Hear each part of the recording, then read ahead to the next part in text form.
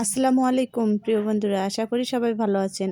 আজকে আমি রান্না করব খাসির মাংস, সেটাই আপনাদের সাথে শেয়ার করব। আমরা কিভাবে খাসির মাংস রান্না করে খাই তাই আপনাদের সাথে শেয়ার করতেছি। আপনারা পুরো ভিডিওটা দেখতে থাকেন, আশা করি ভালো লাগবে। তো প্রথমে আমি কড়াই বসিয়ে দিলাম, এখন তেল দিয়ে দিলাম, তারপরে পেঁয়াজ দিয়ে হালকা করে ভেজে নেব, লাল লাল করে নেব।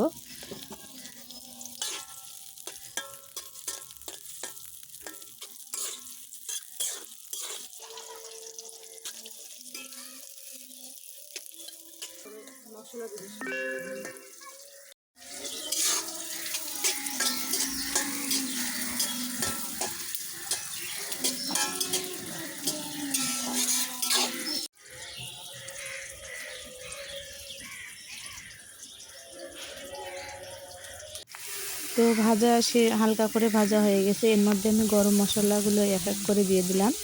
ওইখানে লং, তারপরে গোলমরিচ, তারপরে দারচিনি, তেজপাতা দিয়ে দিলাম। এখন এখানে জিরা বাটা, রসুন বাটা আর আদা বাটা দিয়ে দিলাম।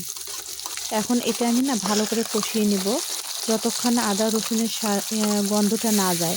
কাঁচা কাঁচা যে একটা গন্ধ থাকে না, এই গন্ধটা যেন না থাকে, সেরকমভাবে আমি এটা ভালো করে কষিয়ে নিব। তো এখানে অনেকটা সময় লাগবে, আপনারা ভালো করে কষিয়ে নেবেন এখানে। তারপরে অল্প একটু আমি পানি দিয়ে দিছি, আবার আদা রসুনটা যাতে পুড়ে না যায়। পুড়ে গেলে কিন্তু মাংসের স্বাদটা আবার নষ্ট হয়ে যাবে, এই জন্য পুড়ে না যায়। তারপরে আমি গরম মশলার সাথে এখন আমি মশলাগুলো দিয়ে দেব। শুকনো মশলা, এই যে ধনিয়া গুঁড়া, হলুদ গুঁড়া, শুকনো মরিচের গুঁড়া, তারপর খাসির মাংসের মশলা, সবগুলো আমি দিয়ে দিলাম।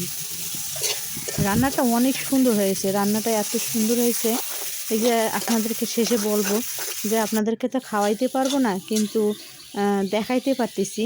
আপনারা হয়তো আমার ভাঙ্গা রান্নাঘর, ভাঙ্গা সব কিছু পছন্দ করতেছেন না, কিন্তু প্লিজ আপনারা একবার সাবস্ক্রাইব করে দেখতেই পারেন না। দেখেন আমি কি করি, আপনাদেরকে কি কি দেখাই, কি কি ভিডিও করি, সম্পূর্ণ ভিডিও আপনাদের সাথে শেয়ার করার চেষ্টা করব।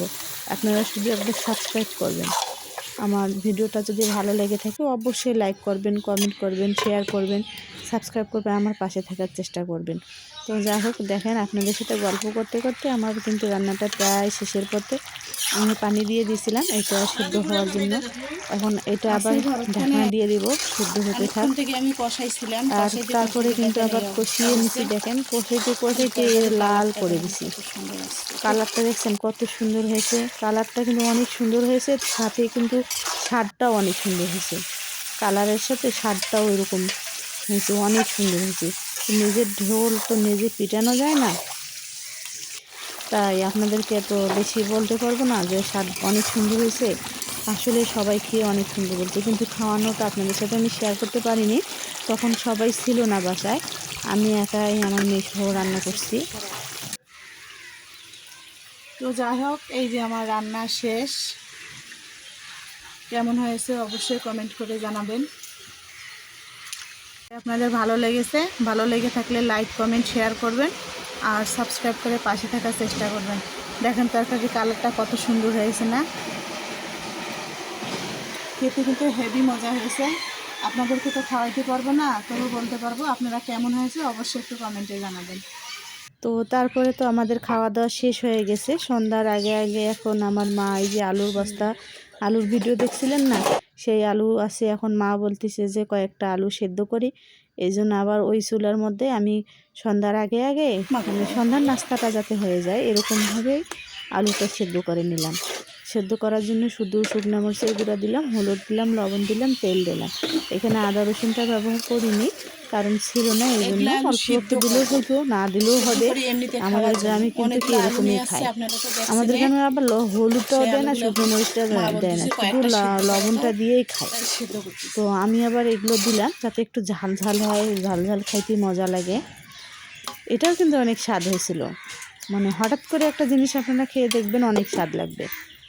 আমার আসলে অনেক দিন থেকেই আলু আছে, কিন্তু আমার অতটা মনে ছিল না, মা আজকে মনে করে দিল। তো বললাম যে দেখি ট্রাই করে দেখতে পারি। আলু কিন্তু আমরা সবাই খাই, তরকারি তো প্রতিদিন খাওয়াই লাগে। তারপরেও এখন মা বলতেছে সিদ্ধ করার জন্য, এই জন্য সিদ্ধ করলাম। এটার আলুটাও কিন্তু অনেক স্বাদ হয়েছে।